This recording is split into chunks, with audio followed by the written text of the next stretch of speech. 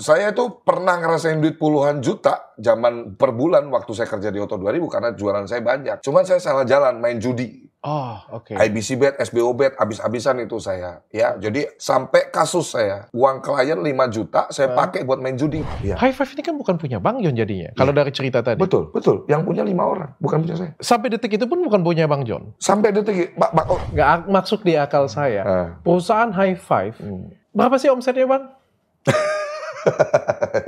Viral di TikTok, viral di Twitter. Saya pengen tanya dengan Abang. Jadi Bang ya. Bang, ini katanya Abang suka potong gaji karyawan Bang. Kalau dibilang itu chat itu betul punya saya, betul. Tanya Dokter Richard. Hai guys, hari ini tamu saya spesial banget nih ya. 2023, Bang John. Wih. Apa kabar Dokter Richard? Luar biasa. Keren banget. Sultan baru 2023 nih. Biasa-biasa. 2021, 2022 sahabat saya sudah di penjara. 2023 Bang John. Itu sahabat lu ya? Pernah ketemu kontak? Oh, pernah ketemu. Iya. Kalau saya amit-amit lah. Sampai. Karena bisnisnya beda banget. Bisnisnya beda ya? Jauh. Tapi hari ini saya pengen klarifikasi dan kita belak-belakan. Boleh. Kita belak-belakan ya. Supaya nggak kejadian kayak teman saya. Iya dong. Jadi kan kita pengen lebih tahu lebih dalam lah. Soalnya kan juga rame banget di Twitter. Iya. Rame banget juga di Twitter. Sekaligus juga nanti misalkan yang nonton kan jadi nggak dituduh-tuduh ika begitu-begitu lagi. Iya. Biar banyak yang tuduh. Gak banyak, karena konten saya itu 95% positif komen. Oke. Orang-orang terinspirasi dengan perjalanan hidup saya, tapi ya adalah satu dua bocil-bocil yang nganggapnya dikira gua yang kayak yang ono-ono gitu. Karena cepet banget kan. Tapi kan di dalam agama saya kun fayakun, tidak ada yang tidak mustahil, tidak ada yang tidak mungkin. Kalau Allah sudah berkehendak, semua bisa terjadi. Oke, kita bongkar semuanya di sini. Iya, boleh. Oke ya. Tapi Bang John ini kaya instan. 2019 pengangguran, benar? Iya, betul. 2019 saya main burung. Burung siapa nih Bang? Main burung tuh maksudnya, jadi gini dokter, saya itu bukan... dengan Firdaus ya kemarin ya? Iya, Firdaus itu pernah saya lihat waktu saya di Pasar Segar, dulu dia kan ada studio musik di situ, dia sering melihat saya lagi mengutin bendera. Oh. Jadi saya itu berangkat dari Semarang 2007 ya, karena kiblatnya Jakarta itu tempatnya nyari kesuksesan. Saya dari Semarang berangkat. Orang tua saya orang nggak punya semua, orang sederhana. Oh, semua orang tua nggak ada balungan gajah, nggak ada. Jadi nggak ada satupun warisan atau kasih modal nggak ada. Orang ngontrak, kita udah kayak anak kucing kok, keluarganya pindah sana, pindah sini, pindah sana, pindah sini ngontrak. Oke, berarti sampai 2019 itu pengangguran, nggak ada kerjaan.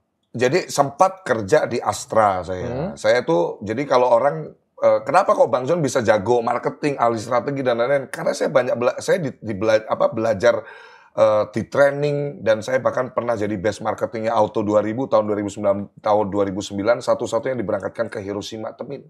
Oh. Ratusan unit penjualan. Ke Jepang? Iya. Cuman waktu itu krisis kan, kalau Dr. Richard ingat 2009 itu kan krisis, jadi nggak jadi berangkat ke Jepang, tapi diganti LM, Logam Mulia. Itu kontesnya Garda Auto, asuransi. Penjualan Yaris, Camry, Innova terbanyak.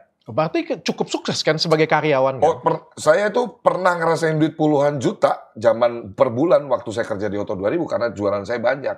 Cuman saya salah jalan, main judi. Oh, oke. IBC Bet, SBO Bet, habis-habisan itu saya. Ya, jadi sampai kasus saya. Uang klien 5 juta saya pakai buat main judi. 2011 itu akhirnya saya dipecat dari Auto 2000. Tapi dikasih paklaring, dikasih surat resign supaya kacap saya sayang banget. Jadi saya pernah ngasih kontribusi lah untuk perusahaan itu. So dengan kontribusi yang pernah 4 tahun saya kerja. Kalau benar-benar dipecat dengan tidak hormat kan kasihan, saya nggak bisa nyari kerja lagi. Jadi kacap saya Pak Yudianto waktu itu bantu saya dengan kasih paklaring yang bagus. Cuman setelah itu saya lamar-lamar kerja di tempat lain, kayaknya ngelihatnya itu kiblatnya nggak ada perusahaan yang lebih keren daripada Astra Internasional gitu. Oke. So saya kerja sebentar, keluar. Sebentar, keluar. Akhirnya saya masuk ke dunia burung itu karena udah frustasi sama kehidupan. Saya melihat hidup ini udah tinggal nunggu mati aja lah gitu. Oke. Ya, ngalir aja kayak kotoran di sungai, nggak mau kerja, toh nggak ada pasangan, nggak ada tanggungan, udah ngalir aja hidup saya. Itu belum married? Belum married. Ya, ngalir. jalanin hidup udah kayak layaknya orang Yang penting besok masih bisa hidup deh kayak gitu punya. Yang bukan bisa itu, makan. saya nggak mikirin justru kalau bisa besok mati. Serius. Nggak ada arah sama sekali. Orang tua saya itu saksinya tuh. Nanti one day bisa, saya lagi setting juga untuk setup juga untuk orang tua itu, saya tuh kasih testimoni. Real betul-betul. Oke, itu sampai tahun 2019. 2012 akhir lah, itu saya baru masuk ke dunia burung. Dan di situ, kalau Dr. Richard di TikTok, saya lihat di TikTok saya itu, ya benar-benar saya mungutin bendera, jadi MC, ya nenangin penonton yang lagi lomba dan lain-lain gitu, ngerakit piala 60.000 sehari. Tapi saya jalanin karena apa? Yang pertama, saya ketemu keluarga baru, comfort zone banget. Di situ saya nggak ditanya kamu kerjaannya apa, punya rumah di mana, nggak ada punya duit berapa, nggak. Kita melebur jadi satu di komunitas namanya Kicomania. Oke. Rokok kita bisa minta, kopi. Jadi udah kayak akar rumput duduk di rumput-rumput gitu ngeliatin burung kita dilombain, tenggelam saya di situ. Tapi itu nggak punya apa-apa kan? Jadi sama sekali. Rumah nggak punya, kendaraan nggak punya. Nggak ada. Sama sekali. Pas-pasan banget hidup. Bukan pas-pasan ya, minus lah. Hari ini dapat uang 60.000 habis besok nyari duit lagi. Itu sampai tahun 2019. Sampai tahun 2019. Saya minta maaf, Bang Jom. Saya pengen tanya dulu. Bang Jan umur berapa, Cang? 37, besok Mei 38. Abang 35? 85. 85? Ya. Sama kita, Bang. Ya. Terus, Bang. Bulan Mei. Sama gitu. Besok Mei. Seumur gitu, Bang. Kerbau. Aku Oktober. Kerbau. Kerbau. Iya. Oke. Taurus. Oke. Ya. Tapi Bang, aku pengen tanya juga, Bang. Ini kan tiba-tiba kan Abang kan jadi sultan nih. Punya. Yang bilang sultan siapa? Tapi kan Abang punya 6 perusahaan. Iya, tapi saya bener nggak ya? mau dibilang sultan. Iya betul. 6 perusahaan. Betul, usaha, dan iya. sekarang cukup sukses. Ya lumayan lah gitu. Masih di atas langit masih ada Iya langit. pasti. Ya, di atas langit masih Tapi ada langit. cukup sukses dong. Cincinnya aja segitu kan. Ini sebetulnya nggak nyaman. Kalau udah nyampe rumah gue copot personal branding aja ini. Iya. Kok bisa, Bang? Iya. Dari 2019 yang Abang pengangguran hampir 10 tahun saya bilang. Kalau tadi ceritanya kan 10 tahun pengangguran, nggak jelas, tiba-tiba kok bisa kaya, Bang. Soalnya terakhir, Bang. Terakhir Indonesia ditonton seperti ini, Bang. Ada orang kaya seperti ini, berujung-ujung akhirnya nipu dan masuk penjara 10 tahun, Bang. Ya kan kita kan nggak pengen ada contoh yang tidak baik lagi, Bang. Betul. Kalau menurut pengamat nggak mungkin. Bener juga, Bang. Kemarin sejak kejadian si Indra Kents teman saya itu, Bang. Ya memang nggak logis sih, Bang. Kalau misalnya kerja 2-3 tahun tiba-tiba jadi sultan, jadi kaya, Bang. Nah, menurut Abang kayak gimana, Bang? Ya, jadi 2019 itu trigger saya. Saya ini anak laki satu-satunya di keluarga. Keluarga saya itu orang tua saya susah. Ibarat tuh kayak udah terahnya susah gitu. Di keluarga besar kita nggak ada yang sukses, nggak ada yang kaya gitu. Semua tuh golongan orang susah semua gitu. Ya, 3 bersaudara, laki satu-satunya. Ya, ketika saya tenggelam di dunia lomba burung itu, mama saya itu sakit. Ini real story. Mama saya sakit, butuh duit buat berobat, saya pinjem ke bos saya yang punya tempat lomba burung itu 500.000. Dia bilang apa? Nanti lu balikinnya bagaimana? Di situ kayak hati saya kayak dicambuk betul-betul. Jadi kayak punya bayangan panjang nih mama gua aja lagi meriang-meriang kayak gini aja butuh duit 500. Gua sebagai anak digedein tapi nggak bisa do nothing gitu, nggak bisa ngapa-ngapain untuk menolong orang tua saya. Padahal saya cuma ngomong, saya selalu bilang saya sayang banget sama orang tua saya sayang banget sama orang tua saya. Tapi ketika orang tua saya butuh saya nggak bisa ngapa-ngapain. Nah, trigger kedua adalah saya itu orang yang mudah dimotivasi sebetulnya. Gue itu kalau punya orang yang gue sayangi dan dia sayang sama gue all out kerja keras banget. Nah, singkat cerita, saya minta dikenalin sama cewek nih yang sekarang jadi istri saya. Jadi kalau orang sering bilang nih, dulu waktu saya susah saya juga nggak percaya kalimat itu. Tapi setelah saya sukses ini saya percaya banget bahwa tidak ada laki-laki sukses yang nggak punya wanita hebat di belakangnya. Jadi semua laki-laki sukses pasti ada wanita hebat di belakangnya. Itu true. Waktu saya susah saya nggak percaya omongan itu. Tapi ketika saya di titik sukses itu benar-benar saya ngalamin istri saya itu sudah cantik waktu saya ketemu. Nah saya buluk, bisa dilihat foto saya zaman dulu. Tapi ketika saya dekatin istri saya bilang ke istri saya nggak punya rumah, saya belum kerja, dan lain-lain. Tapi garansi yang saya bisa kasih ke kamu adalah saya bukan orang malas. Dan saya lagi benar-benar pengen berjuang untuk kebahagiaan keluarga saya. Saya sayang banget sama orang tua saya. Kasih saya kesempatan untuk saya berjuang dan saya akan janji akan jadikan kamu ratu di kehidupan saya. Itu janji saya ke istri saya. Nah, alhasil istri saya kasih saya kesempatan, dokter. Ya, Pak, jalanin lah, kita jalanin. Singkat cerita, Oktober saya mualaf. Nah, pas mualaf itu pun juga, jadi setiap potongan-potongan kejadian di kehidupan saya ini, saya orangnya nyimak gitu loh.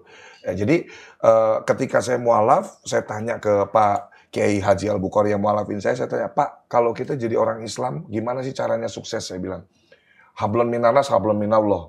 Hablum minanas ini perbanyak hubungan sama manusia, silaturahmi. Karena di Islam ini kita percaya Allah itu datangnya rezeki dari segala arah. Oke, saya catat. November saya ajak nikah istri saya. Tanpa pesta, cuma 500.000 di KUA Pinang. Ya, Kecamatan Pinang. Nggak ada pesta, nggak ada apa-apa. Kebaya pun kita pinjem, punya buat istri saya, karena perlu foto ya. Saya pun kemeja, blazer, pinjem sama teman saya. Kebetulan saya udah kerja tuh. Jadi baru pacaran, saya kerja di perusahaan marketplace, dokter.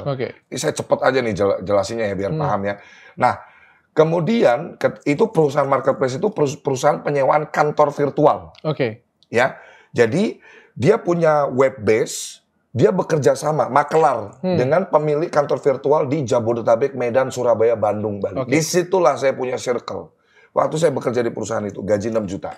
Nah, begitu November saya menikah, ya, nggak lama istri saya hamil. Maret 2020, tanggal 26, saya dipecat dari perusahaan itu. Saya penyumbang omset terbesar. Saya jualan apartemen Kingland Avenue, mangkrak 2 tahun, itu 12 unit per bulan. Ya, jadi memang saya ahli marketing, saya suka jualan gitu. Jadi Senin sampai Minggu benar-benar, apalagi begitu saya nikah, kerjanya gila-gilaan. Ini real bisnis semua. Terus dipecat kenapa? Karena saya nanya potongan gaji, bos gue orang India. Orang India nggak suka dengan karyawan yang frontal. Jadi waktu itu kan COVID, gaji saya cuma dicairin 75%. Karena kan pandemi ya, semua bisnis wait and see. Ya, semua perusahaan wait and see. Dan work from home itu 75% doang. Ini tahun berapa nih? 2020. 2020. Berarti masih kerja itu berarti? 2020 bulan Maret saya dipecat. Itu masih ngontrak dipetakan di Haji Rimpang, Kunciran. Berarti Bang John benar-benar naik pas pandemi ya ini? Justru saya naik waktu pandemi. Kenapa nih Bang? Apa yang bisa bikin titik balik Abang John bisa dari pengangguran, dipecat, tiba-tiba menjadi kaya seperti sekarang Bang? Jadi 26 Maret 2020 saya dipecat dari Ospas, perusahaan yang saya kantornya di Sudirman Center, gaji 6 juta. Dipecat gara-gara nanya potongan gaji 200.000, gara-gara gue telat fingerprint. Saya marah sama bos saya. Pak Kunal, istri saya ini lagi hamil. Ini bapak sudah gaji saya cuma 75%. 200.000 sangat berharga buat saya hari ini. Saya bilang, saya nggak punya tabungan. Saya hanya nungguin gaji dari perusahaan, saya bilang kan. Nah, pas dipecat itu saya nangis. Ya, saya nangis telepon istri saya, makanya saya bilang tadi wanita hebat di belakang laki-laki sukses. Istri saya telepon, gue udah ketakutan.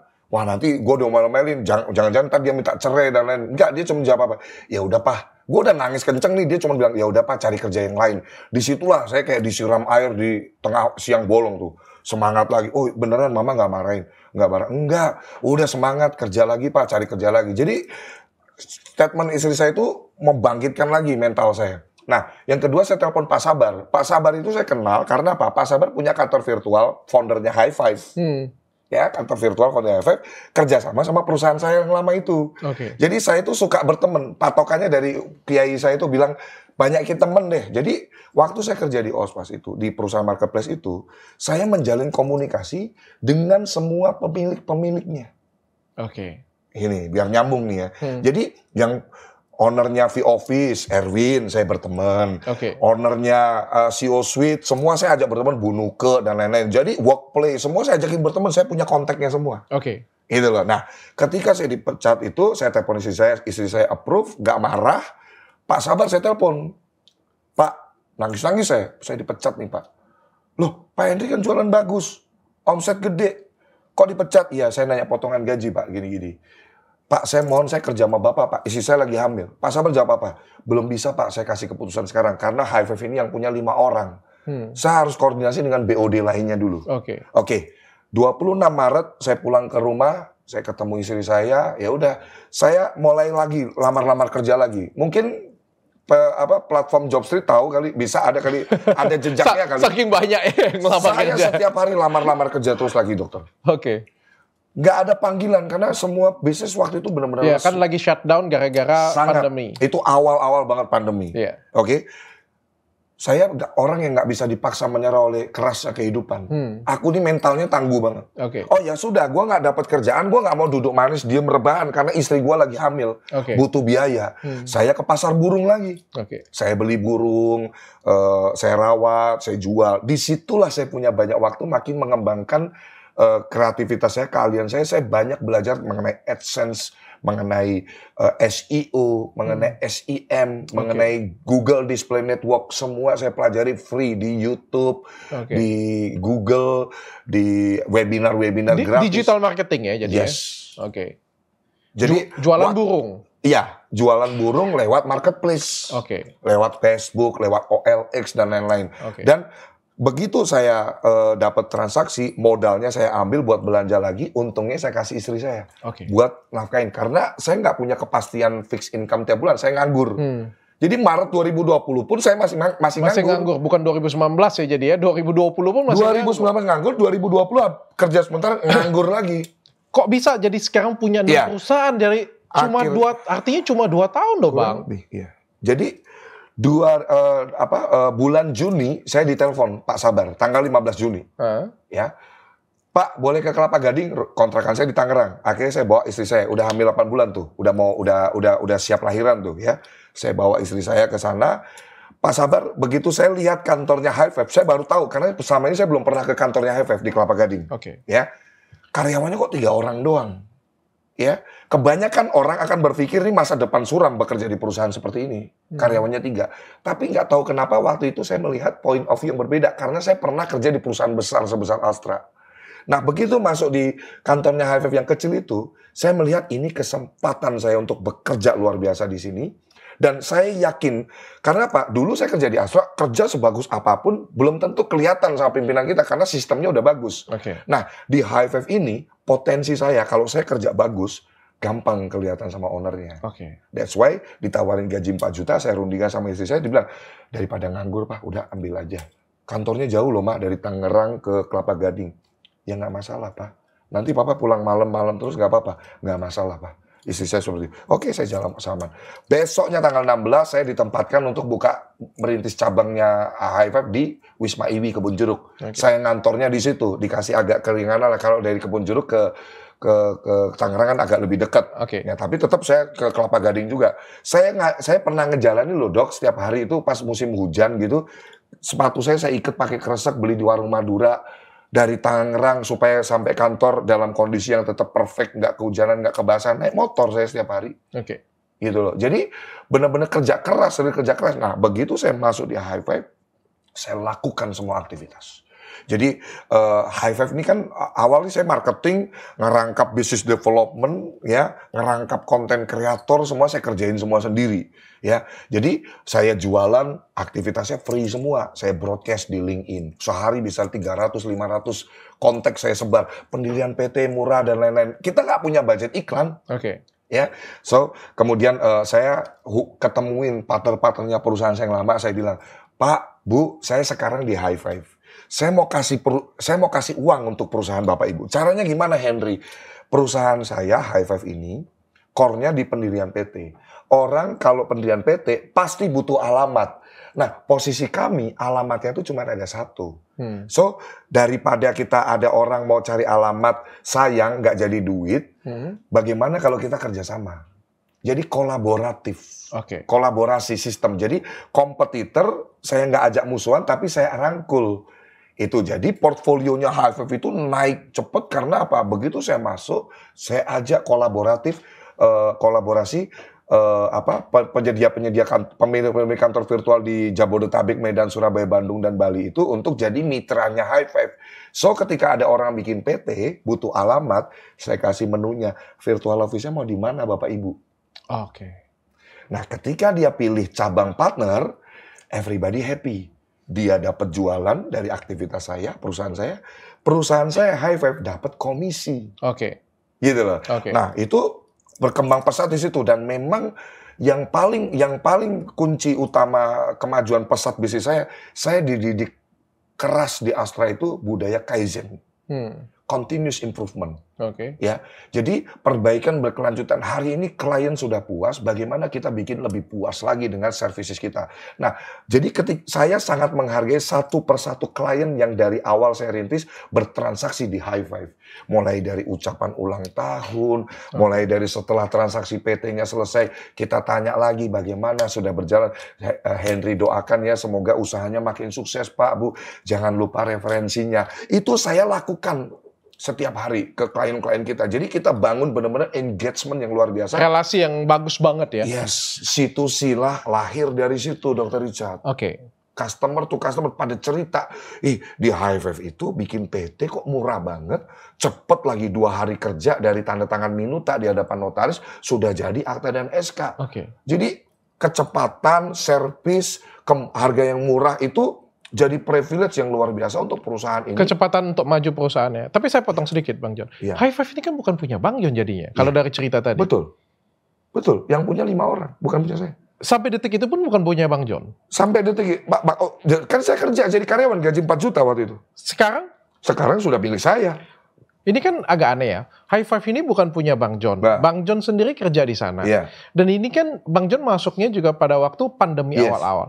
Andai logika saya berpikir ya, koreksi saya kalau saya salah ya. Logika saya berpikir, kalau misalnya andai kata ada relasi yang masuk pun, harusnya nggak akan sebanyak sebelum pandemi. Orang yang buat PT, mau buat perusahaan, tentunya nggak akan banyak pada waktu itu. Ketika semua perekonomian pada waktu itu hampir shutdown. Ya. Dan juga kan ini punya orang lain. Andai kata, dari cerita Bang John sendiri, waduh cukup berkembang pesat. Saya kalau sebagai owner, nggak akan jual. Ya.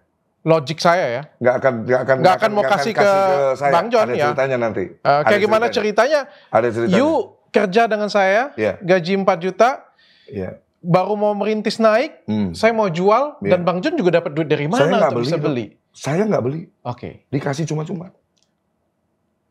Jadi saya nggak beli. Jadi foundernya High Five adalah Pak Sabar Tobing. Sabar Perdamaian Luban Tobing, SEMMAKCACTL CTAP Nah 4 orang ini komisaris. 4 orang ini sudah punya lini bisnis masing-masing. Yes. Oke, jadi mereka membentuk High Five ini berlima, tapi memang yang pelaksananya ini Pak Sabar tunggal. Oke, nah begitu saya masuk, Pak Sabar melihat kinerja saya yang all out itu kan, ini bukan perusahaan saya, tapi sense of belonging saya tinggi, karena saya udah di titik di titik yang akhir gitu loh Dok. Umur saya udah hampir 35 tahun. Jadi udah ini saya bilang ini kesempatan terakhir di hidup saya untuk memperjuangkan hidup saya di titik terakhir. Ya, makanya saya all out di situ dan memang saya punya basic di marketing, oke. Nah, ketika saya kerja bagus itu memang pesat Dok. Jadi kalau dokter mungkin orang awam berpikir siapa yang mau bikin PT tiap hari? Klien kita seluruh Indonesia Dok.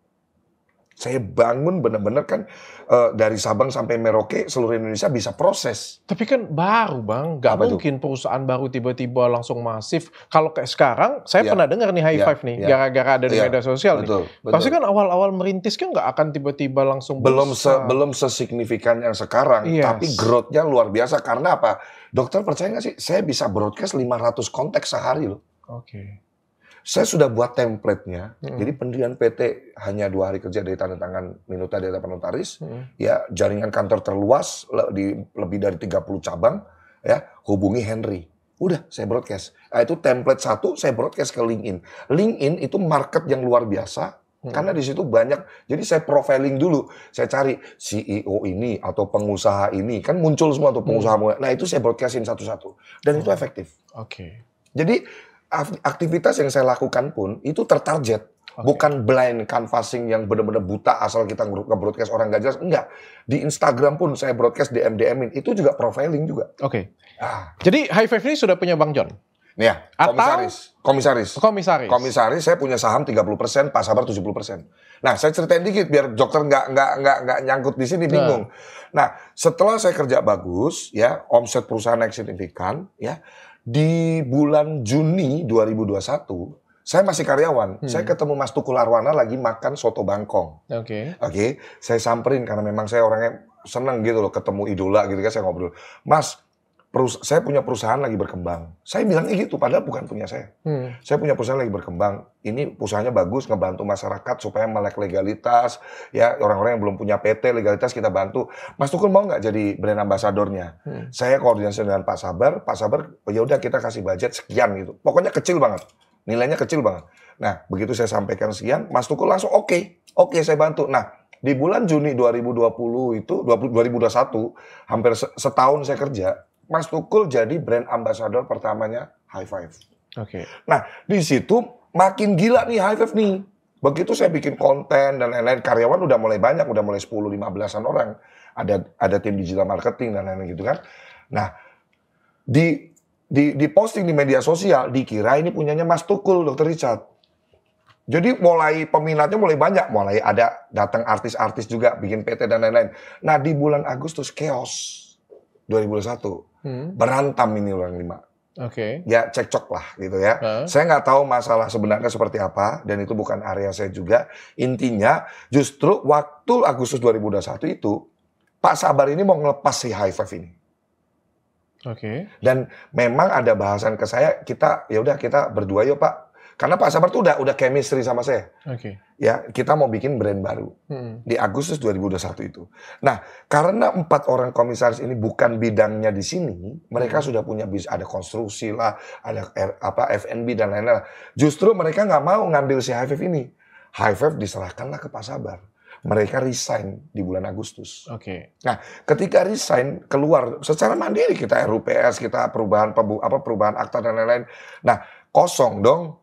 Nah, sahamnya akhirnya saya masuk lah itu. Nggak bayar sama sekali, Dr. Richard. Oke, jadi dikasih saham kosong lah. Cuma-cuma. Oke, sebagai pengelola usaha ini. Owner, ya jadi owner juga. Saya komisaris 30%, Pak Sabar 70%. Cuman aktualnya, karena Pak Sabar lihat kinerja saya yang luar biasa, di the euro-nya 30%. De facto-nya ada duit sekian, bagi 2. Oke. Makanya saya Cepat naiknya. Naik itu, saya itu jadi owner tuh baru 2021, bulan Agustus. 2021. Lebih pendek lagi nih. Jadi bukan 3 tahun, bukan 2 tahun, 1 tahun sebenarnya. Jadi seperti sekarang. Tapi saya nggak begitu percaya dulu nih. Nggak apa-apa. Soalnya kalau percaya selesai ceritanya. Tapi saya nggak percaya dulu nih. Jadi bisnis Bang John ada 6 sekarang. Iya. Bisnis Bang John ada 6. Betul. Ya ada apa aja itu? High Five. Ya kan? Ini perusahaan ini yang bikin perusahaan ya, bikin PT ya. Jadi kita pendirian PT, CV dan lain-lain, sewa kantor gitu. John Traktor itu bilang konstruksi, bangun pabrik, gudang, rumah tinggal. Ya ini klinik begini bisa semua ya. Apalagi? Terus John Tex. John Tex ini sebetulnya pecahan dari si High Five ini. Tadinya kita jadi satu di High Five. Bantuin pajak ya? Ya, kita jadi lebih spesifik karena saya harus bikin divisi baru, lantainya pun sendiri di lantai 7 di 18 Office Park. Gitu. Oke. Apalagi? Kemudian John Skin. John Skin ini pabrik skincare. Jadi saya beli. Ini pabrik skincare atau pabrik skincare. Bantuin untuk bikinin skincare. Jadi gini, dokter, saya waktu di High Five, saya ketemu salah satu orang. Dia ini nawarin saya untuk punya produk skincare sendiri. Karena saya udah terkenal di TikTok gitu kan. Nah, ketika dia tawarin saya untuk bikin produk skincare sendiri, di benak saya langsung berpikir, ini kalau nanti saya kalau jualan produk skincare pasti laku karena saya jago jual. Yang makin kaya gua doang. Hidup saya mau bermakna untuk banyak orang. So that's why coba kita bicara yang lain deh. Ada opportunity lain. Keren ya. Kalau aku baru kaya 1 tahun, aku nggak akan ngomong kayak gitu loh, sumpah. Serius. Itu value saya, dokter. Nah, kemudian ketika saya ngobrol gini-gini, ya sudah, akhirnya saya beli saham pabrik tersebut. You beli saham pabrik tersebut? Yes. How much? Nggak bisa disebutin di sini lah. Lebih dari 10 miliar? Ya, kurang lebih lah. Kurang lebih lah. Kayak gimana ceritanya you bisa dapat duit 1 tahun? Kapan ini ya beli pabriknya nih? Perusahaan John Skin itu baru sekitar 4-5 bulan yang lalu lah. 4-5 bulan yang lalu. Artinya nggak sampai 1 tahun, Bang John beli pabrik skincare. Itu punya sendiri. Nggak ada yang aneh, Dr. Richard Lee. Bisnis di bidang jasa, no inventory. Dan klien saya seluruh Indonesia. Bang, saya ini baru buat pabrik, Bang. Jadi saya tahu angka beli buat pabrik. Kan bukan gue buat pabriknya, gue beli berapa, saham Bang? pabriknya, sebagian saham, bukan sebagian saham pabriknya, bukan gue beli full pabrik itu, tidak lah, belum ada duit sebanyak itulah buat beli. Oke, karena saya bangun pabrik, jadi saya tahu banget itu bangunnya aja seperti itu, Bang. 7.000 meter persegi di Legok.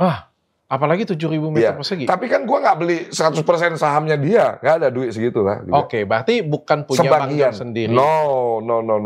John Skin itu bukan punya saya sendiri, kita bermitra juga. Saya sebagai direktur utama di situ. Bang John yang sebagai founder dan direktur utamanya.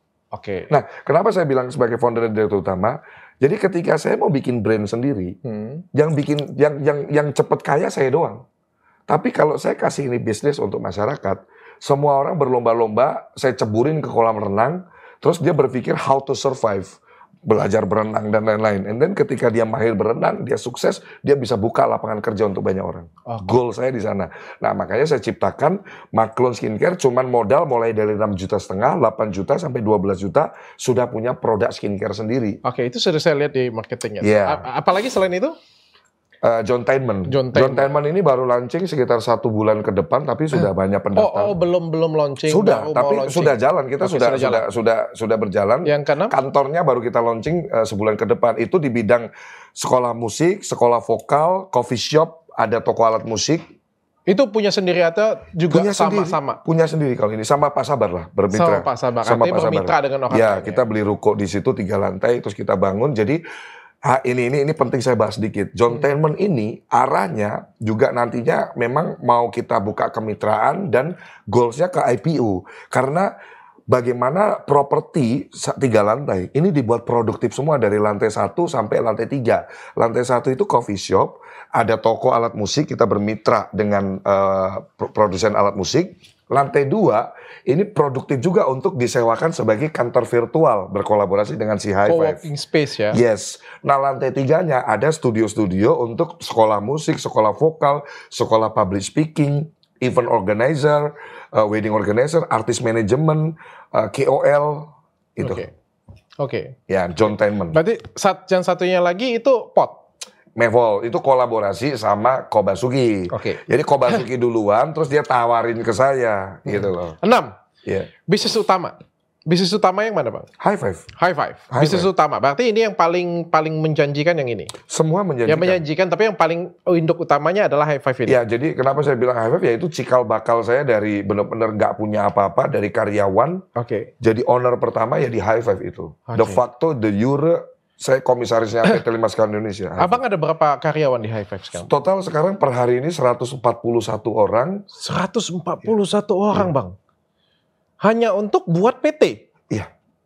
Oh enggak, itu semua usaha saya. Semua 6-6-nya? Iya. Yang High Five aja, Bang? High Five itu sekitar, kalau nggak salah ya, 60 atau 70 orang. 60-70 orang itu jadi sudah banyak, Bang? Iya. 60-70 orang? High Five, paling gede. Bikin PT 4 juta? Iya. Sampai buka rekening PT. Sampai buka rekening PT?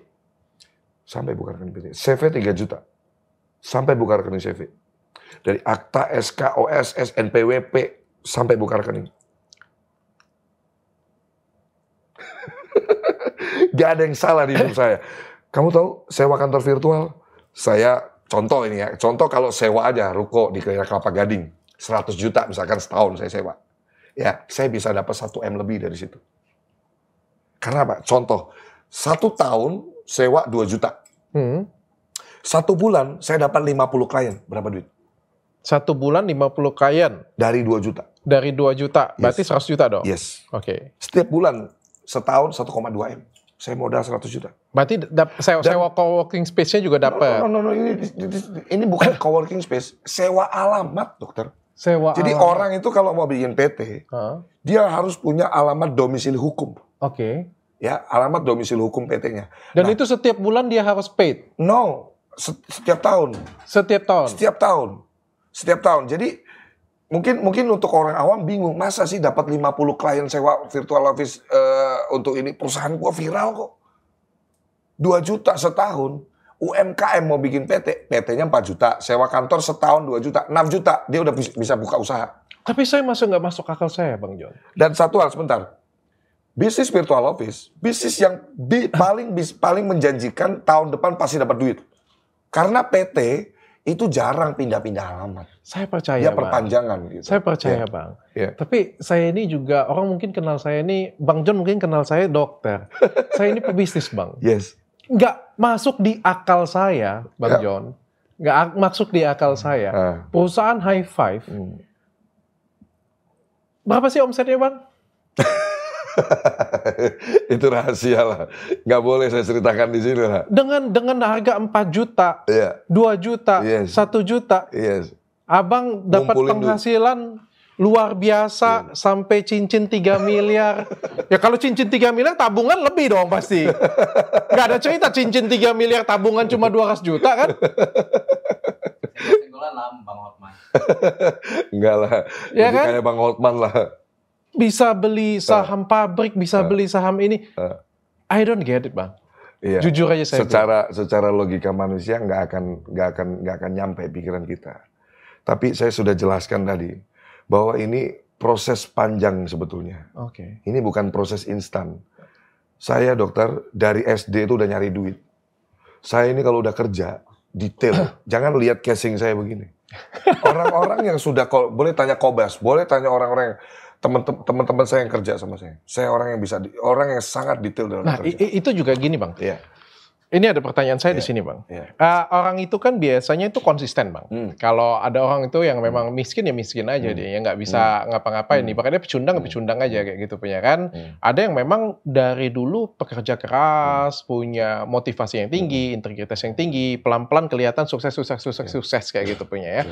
Bang John ini kan cukup dinamis ya saya lihat ya, cukup berprestasi, jatuh, pengangguran lama, nggak ada motivasi, tiba-tiba naik luar biasa, dan naiknya itu bukan kayak gini, Bang. Gini nih, Bang. Ya, saya ngerasain juga. Jadi kalau saya bilang ini hasil bukan hasil setahun 2 tahun saya kerja, bukan. Ini sudah lama, Dok. Karena gini loh, Dok, selama ini saya ini orang yang selalu berprestasi dalam bekerja. Di Astra saya berprestasi, di perusahaan saya yang kemarin dipecat saya berprestasi. Saya itu kalau udah kerja selalu berprestasi.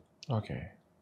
Jadi, nah di sini memang akhirnya makanya saya buat istilah kan, bukan istilah, quote saya kan jangan ngatur Tuhan itu. Ya, ketika saya benar-benar sudah berserah penuh, ya, saya tuh pokoknya titik balik saya keluarga saya ini, keluarga kecil saya ini. Makanya istri saya ini luar biasa banget. Berarti all out untuk keluarga ya? Sangat. Mungkin itu titik baliknya ya? Sangat. Jadi begitu saya punya istri yang benar-benar mensupport saya. Istri saya itu nggak pernah ganggu saya di jam kerja. Kalau perempuan lain dia, suaminya lagi meeting, ditelepon, nggak diangkat segala macam, sudah dimarah-marahin. Istri gue tuh kok sampai gue bilang, lu kok nggak pernah marah sih? Kalau lu telepon gue, nggak diangkat. Kebanyakan perempuan kan marah-marah. Sherlock. Gue nggak pernah diminta Sherlock sama istri gue. Oke. Gue lagi meeting sama siapa suruh foto. Antara sayang atau cuek, apa nggak sayang atau cuek, gue nggak ngerti. Bukan. Setorannya tinggi.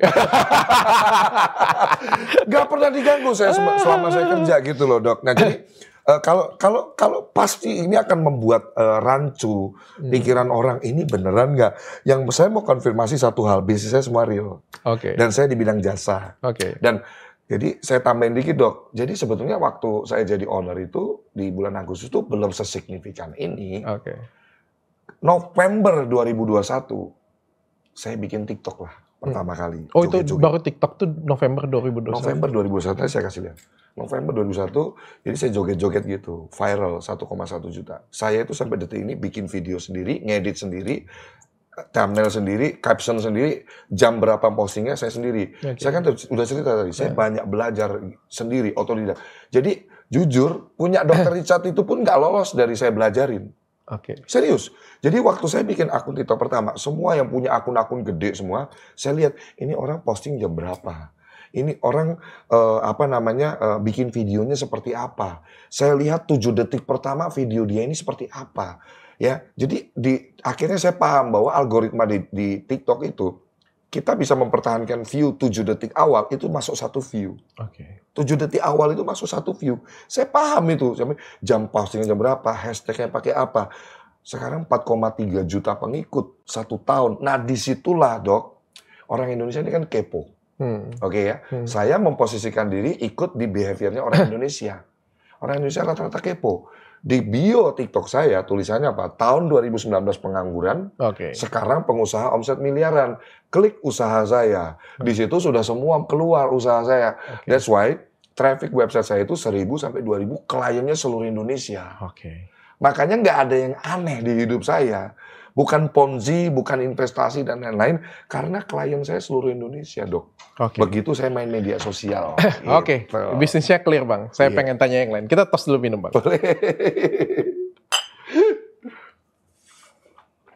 Nah, ini kopi Gatot Kaca, Bang. Kopi Gatot Supaya Kaca, kita ngobrolnya nggak tegang, Bang. Iya. Ini boleh diminum ya. Yang tegang yang lain aja, Bang.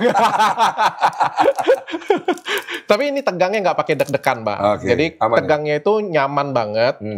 Stamina laki-lakinya lebih meningkat, Bang. Nanti pas pulang bisa langsung tempur, Bang. Dan enaknya itu nggak pakai deg-degan, Bang. Jadi enak banget dan nyaman banget, Bang. Cuman masalahnya kalau ini lu kasih doping ke gua doang, nanti kalau istri gua teriak-teriak bagaimana? Kan bagus, Bang. Maksudnya teriak-teriak nggak sanggup gitu loh. Menyerah gitu. Berarti harus tambah lagi, Bang. Tambah apa? Istri saya ada di belakang layar loh itu. Sorry Ci ya. Dia orang Betawi loh, bukan orang Chinese loh. Oh, orang Betawi ya? Orang Betawi itu asli.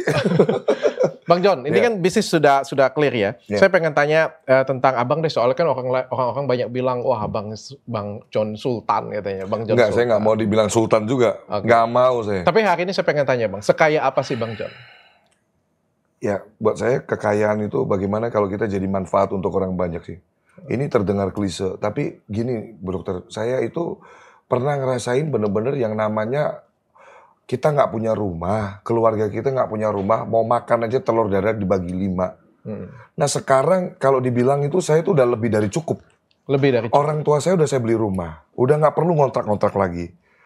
Saya udah punya rumah dan bahkan punya kolam renang pribadi di rumah. Kalau dokter tanya kekayaan saya bagaimana, ya saya gambar-gambarkan aja. Mobil sport saya punya. Mobil apa Bang?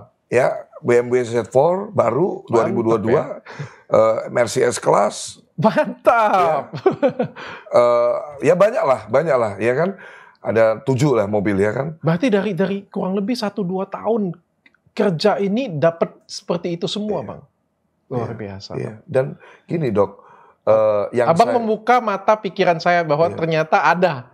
Bisa kalau misalnya kita kerja keras, bisa seperti apa? Ini real dokter. Saya mau bicara, saya dimanapun saya ketemu. Tadinya saya nggak percaya Bang. Ini real Setelah dokter. ketemu Bang John, saya baru percaya. Ini real dokter. Karena dulunya saya percaya. Waktu ada Ika, saya percaya. Karena saya ketemu dengan dia, dia banyak duit. Kita sambil bikin podcast tuh mau buka rekening Bang.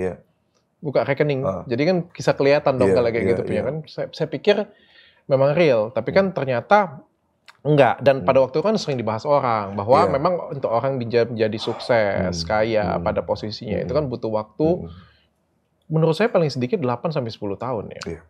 Tapi kan ini 2 tahun Abang luar biasa. Artinya bisa. Artinya bisa dan bisa jadi contoh juga Bang John ya. Bisa, sangat bisa. Dan memang apa ya, bisnis di bidang jasa itu nggak ada matinya. Saya juga kalau kamu kan kalau kamu sudah ketemu jalannya, ketemu jalurnya. Dokter Richard, saya naik VT1, ya, nggak usah promo usaha. Prospek saya 1.000 masuk. Makanya kemarin ada kejadian-kejadian yang saya suruh karyawan saya fast respon, saya itu sering dikomplain klien. Karena lambat. Karena mau transaksi, orang saya nggak bisa dihubungin. Makanya karyawan saya sampai banyak itu, 1 orang ngerjain 1 bidang sampean. Saya mikir gitu, kalau Dokter Richard nggak percaya boleh datang ke kantor saya. Apakah betul karyawannya Bang John itu gajinya gede-gede? Gajinya gede-gede, Pak? Gajinya gede-gede. Apakah betul karyawan yang baru sehari saya terima kerja, langsung saya tanya, kamu punya duit nggak buat ongkos kerja?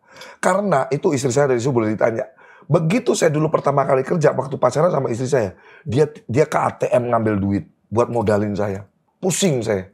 Buat ongkos bagaimana? Kan kita kerja ini kan butuh modal ongkos. Jadi semua karyawan yang saya terima, itu saya pasti tanya, kamu punya duit nggak buat ongkos? Saya sangat memanusiakan manusia karena saya pernah di posisi karyawan. Nah, terus kemudian nih, baru sehari 2 hari kerja, dia butuh duit 18 juta untuk nebus ijazah, 100% saya kasih. Makanya karyawan Bang John banyak yang pengen kerja dengan Bang John juga banyak. Iya, tapi kan kadang-kadang juga saya, maksudnya kalau semua pengen kerja sama saya, nanti bisa aja sih. Tapi nggak gua gaji nggak apa-apa kalau seluruh Indonesia mau kerja. Karena katanya gajinya gede, Iya. fasilitasnya oke. Goalsnya sih juga gini sih. Goalsnya sih sebetulnya kalau Dr. Richard, saya boleh sampaikan, goalsnya adalah gini. Pengusaha tidak akan pernah bisa kerja tanpa karyawan. That's why pengusaha, pelaku usaha, dia harus mengambil keputusan strategis dulu untuk memilih dulu, untuk sayang dulu sama karyawannya. Ini bukan telur apa ayam. Oh, harus karyawan kerja bagus dulu atau si pengusaha sayang dulu. Jawaban saya kalau dari point of view saya sebagai pelaku usaha, kita harus duluan sayang sama karyawan kita. Karena itu bukan pilihan. Kenapa saya bilang ini harus kita sayang? Karena pelaku usaha tidak bisa kerja tanpa karyawan. Perkara nanti kita udah banyak karyawan saya juga, mantan sopir saya, bobol kartu kredit saya 29 juta. Gaji sudah gede, hampir 10 juta.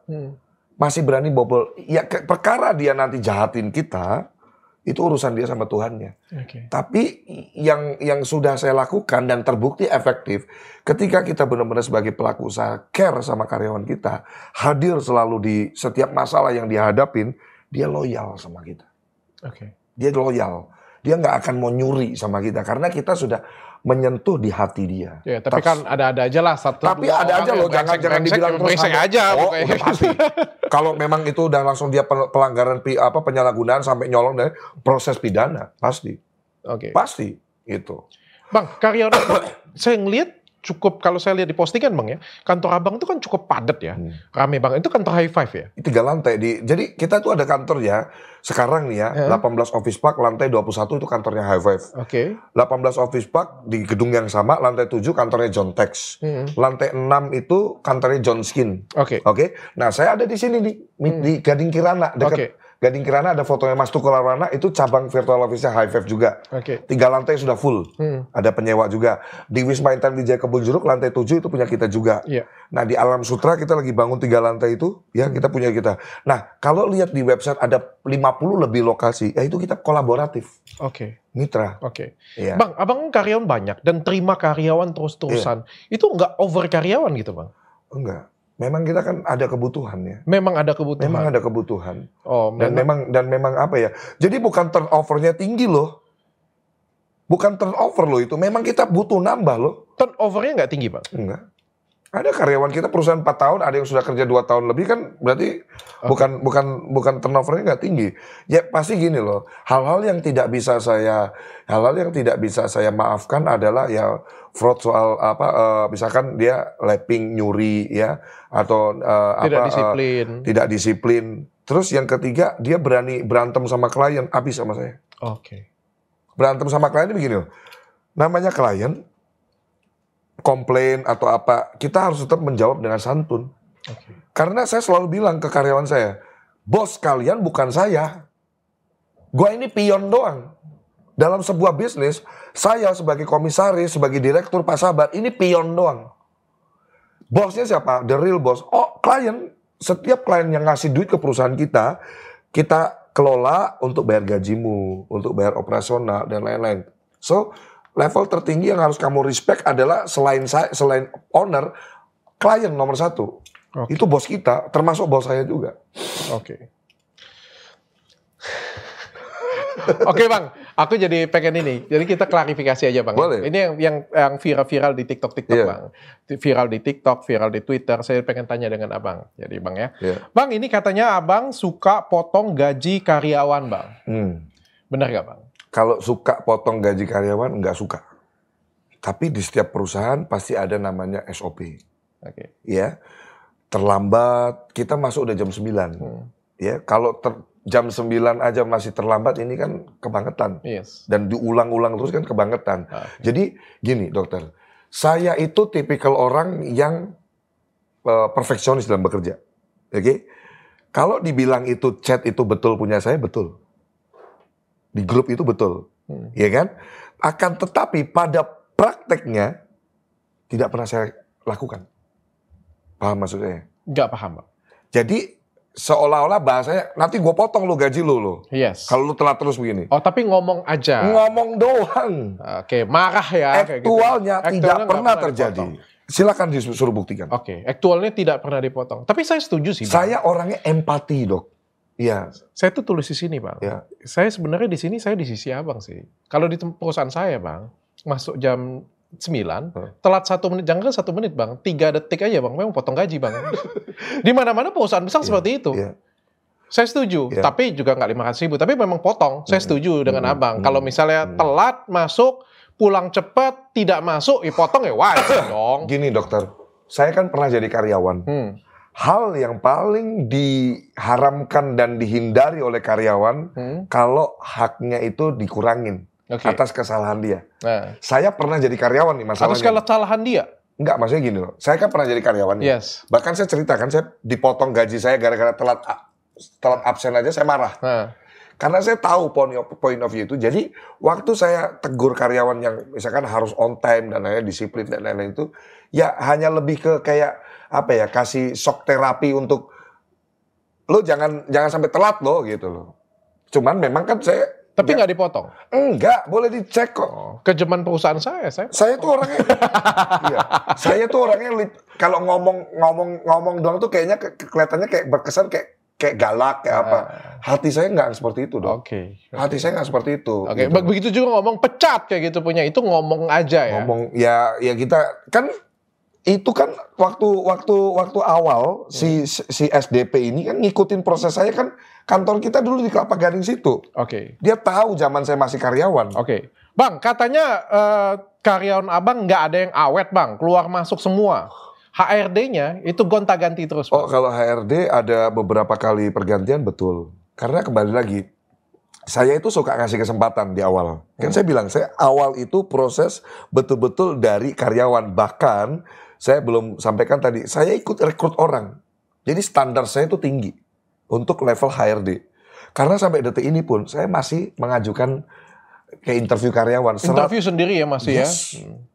Jadi kalau dibilang HRD beberapa kali gonta-ganti, saya punya standar tinggi di perusahaan saya.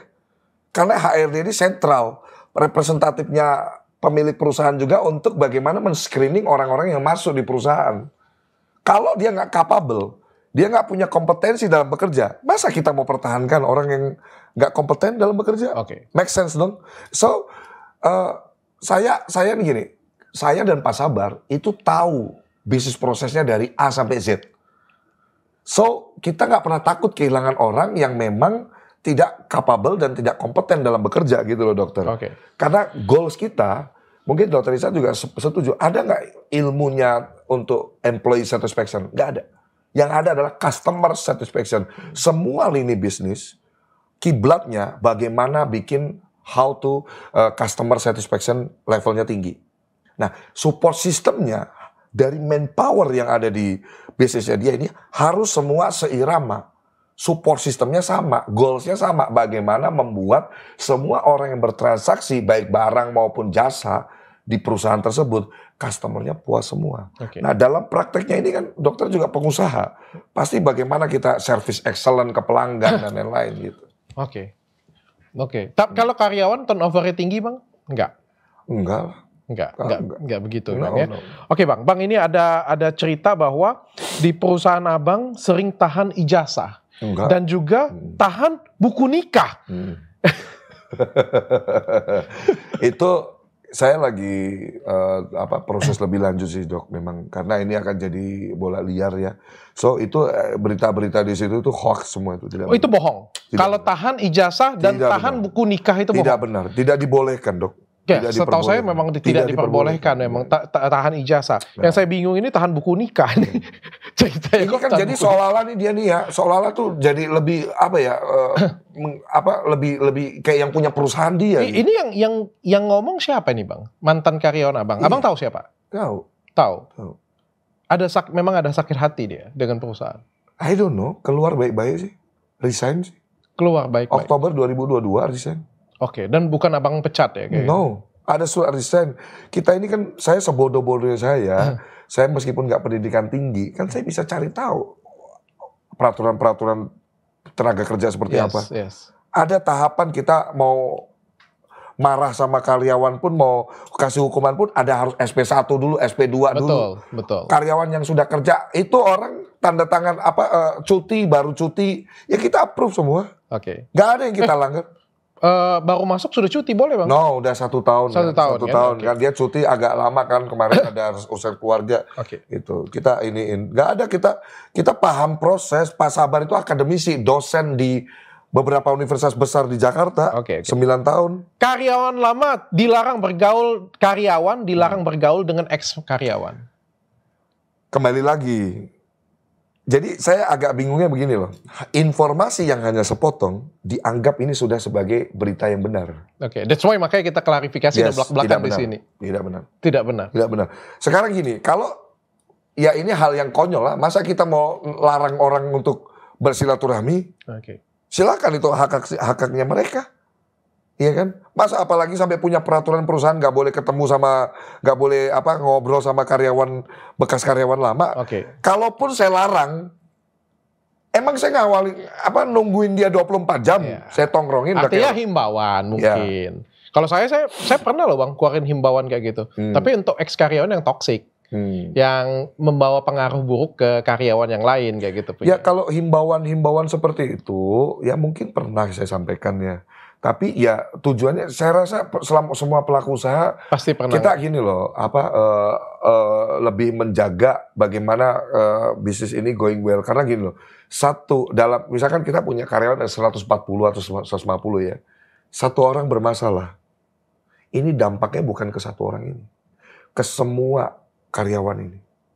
Contoh misalkan dia bermasalah dengan klien marah sama perusahaan kita, presiden buruk muncul dari situ, nama baik perusahaan tercoreng, ini 130 orang. Jadi metode saya itu metode ini, kalau ada hal yang mengganggu di sebuah pohon, benalu ya rantingnya yang saya potong, bukan pohon yang saya tebang. Oke. Itu salah satu ranting yang bermasalah itu yang saya potong. Tapi bukan nyabut akarnya, saya bakar pohonnya, bukan seperti itu. Oke. Gitu. Dan saya orangnya preventive actionnya cepat Dok. Saya ini kelihatan doang kayaknya orangnya selengean. Kelihatan. Dari Abang lihat, saya ngelihat Abang pengennya cepat action, cepat balas, pelayanan cepat, speed. Detail saya. Ya, speed menjadi salah satu andalan Abang. Di era sekarang Dr. Richard, kita telah 1 detik aja, klien sudah pindah ke perusahaan lain. Oke. Ya di era digital nih, orang sudah lihat ke website kita, jebret. Orang kita dihubungin 2 detik, 3 detik. Orang sekarang nggak mau menunggu 2 detik, 3 detik. Dia cari website di bawahnya, dia hubungi ke sana, dia lebih cepat. Yang mana pelayanan paling cepat, yang mana pelayanan paling memuaskan, itu yang dipilih. Makanya saya bilang, di perusahaan saya nggak butuh orang pendidikan tinggi. Karena saya bukan pendidikan tinggi juga. Saya nggak butuh, saya nggak pilih-pilih orang. Ini dia orang cacat atau tidak cacat, saya terima. Saya hari Senin ini ada karyawan saya disabilitas masuk. Oke. Untuk pengelola media sosial, dia punya kompetensi. Bukan saya terima orang asal-asalan. Saya screening juga dokter. Kan nggak perlu saya kasih lihat ke kalian. Proses screening saya seperti apa. Yang pasti orang ini pasti kerja. Disabilitas saya mau jadi pendobrak di negara ini bahwa semua orang punya hak yang sama untuk sukses. Gitu loh. Nah, jadi syaratnya selain itu adalah adab. Yang penting apa? Terus syaratnya apa masuk perusahaan Bang John kalau nggak harus pendidikan tinggi, mau fisiknya kayak gimana pun bisa kerja, adab, attitude. Karena buat saya orang yang punya adab baik, sopan, menghormati orang lain, sayang sama orang tua, dia duluan namanya kita adab itu harus duluan kita dulu yang menghormati orang lain, bukan nunggu orang lain menghormatin kita dulu. Kalau dia punya adab, dia pasti bisa cepat untuk saya masukin ilmu. Itu value saya. Nah, yang terakhir adalah fast response, fast action is a must di perusahaan saya. Karena saya perusahaan jasa. Fast response itu, loh, apa bedanya fast response dan fast action? Kebanyakan orang kalau handphonenya bunyi, dapat notif, dia fast response. Dibuka, bahkan dimasuk chatnya. Dia masuk ke chatnya. Nah, tapi tidak fast action, lemot. Nggak langsung dibales. Kalaupun you nggak bisa jawab apa yang dibahas di situ, minimal you harus segera aturan tidak tertulis dalam percakapan adalah kamu harus balas ketika kamu sudah baca chat itu. Mentah oke, Pak, baik Pak, segera saya kabarin. Pak. Siap Pak. Ya, bahkan ada aturan, ini aturan di perusahaan saya nih. Yang terakhir balas harus kita. Kalau misalkan klien nih Terima kasih, kirim stiker. Lu balas lagi. Terima kasih kembali, Pak. Dia balas lagi. Terakhir harus kita. Luar biasa, itu pelayanannya luar biasa. Saya harus belajar dari Bang John berarti. Yes. Bisa di cross check ke karyawan saya. Berarti Bang John bisa training karyawan saya. Bang John, ini ada postingan Bang John dari cuplikan. Ini katanya Bang John pakai jam tangan Richard Mille yang nggak asli. Bagaimana tanggapan Bang John? Bang John belum lihat? Belum. Bang John punya Richard Mille? Nggak punya. Nggak punya? Palsu itu emang. Memang itu palsu. Itu palsu. Iya. Memang itu palsu, Bang. Itu palsu. Oke, mantap. Beli di Taman Puring. Saya suka gaya Abang. Emang itu palsu. Memang itu palsu. Apa Iya. juga, Bang? Kalau Epi asli. Oke. Kalau Richard Mille yang merah itu beli Taman Puring itu palsu. Oke. 3 juta kalau. Cincin asli semua, Bang? Ini asli semua, ini Zumbo ini. Mantap. Terakhir, Bang, Abang sering bilang dengan karyawan Abang, katanya gue pernah interview sama ini orang, dia nanya, kamu tahu siapa saya? Buka TikTok kamu, cek follower saya berapa. Lah, lu siapa? Rasul katanya. Ini kan kata dia yang ngetik sendiri. Oke, ya makanya kita klarifikasi di sini. Dia kan yang ngetik sendiri itu. Jadi ya hati-hati ya, makanya gini, dalam kita bermain media sosial, saya itu dokter dikasih tahu zaman dulu sama orang tua saya, papa saya, jangan pernah nyari masalah, apalagi cari masalah sama orang punya duit. Okay. Kita ini orang susah. Nah itu terdoktrin sampai sekarang. Saya itu nggak pernah mau cari masalah sama orang. Saya pengen, musuh itu nggak perlu dicari, dia datang sendiri. Tapi kalau teman, sahabat, itu prosesnya panjang untuk kita bisa dapat itu. Makanya saya itu sebetulnya jujur ya, kalau mau suruh cari masalah sama orang, saya nggak mau. Hidup kita ini udah kebanyakan masalah dari zaman dulu tuh udah susah banget saya. Sekarang ini waktunya, saya selalu bilang kepada istri saya, kalau pada istri saya tiba-tiba lagi muram, sedih gitu, saya bilang, kamu tuh nggak ada hak untuk bersedih. Kita punya uang segala macam. Jadi jangan pernah happy aja, enjoy aja, saya bilang gitu. Jadi kalau sekarang nih ya, orang-orang misalkan nggak suka sama saya bingung nggak sukanya di mana juga. Kalau saya bekerja, jadi kita harus, saya akan gaspol terus. Saya nggak pernah takut sama manusia. Siapapun saya nggak pernah takut sama manusia. Saya hanya takut sama Allah Subhanahu Wa Taala, Tuhan saya. Dan saya yakin selama saya di jalur benar, Allah akan menjaga saya. Karena bukan untuk kejahatan gitu loh. Nah, jadi kita ini dalam dunia sekarang ini di era media sosial, saya juga mau kasih tahu ke teman-teman semua bahwa kita ini punya kebebasan, tapi kebebasan yang bertanggung jawab. Jangan kebebasan yang ngawur, yang asal-asalan, yang menciderai, yang melukai. Ada hukum, ada undang-undang ITE dan lain-lain gitu loh. Supaya kita juga jangan sampai ujung-ujungnya itu gini loh nanti. Kalau udah nanti kena masalah hukum, nangis. Saya zaman susah sampai sekarang tidak pernah ada perubahan sikap dokter. Orang-orang yang lama kenal sama saya, gaya saya begini, dari saya susah pun begini. Jadi orang kalau bilang, lu sekarang udah kaya, sombong, arogan. Saya pegang teguh yang namanya prinsip hidup saya. Hartamu boleh dan wajib bertambah, tapi karaktermu jangan pernah berubah. Stay humble. Kita rendah hati itu yang membuat kita layak disebut sebagai seorang manusia. Kalau lu sombong, lu bukan manusia.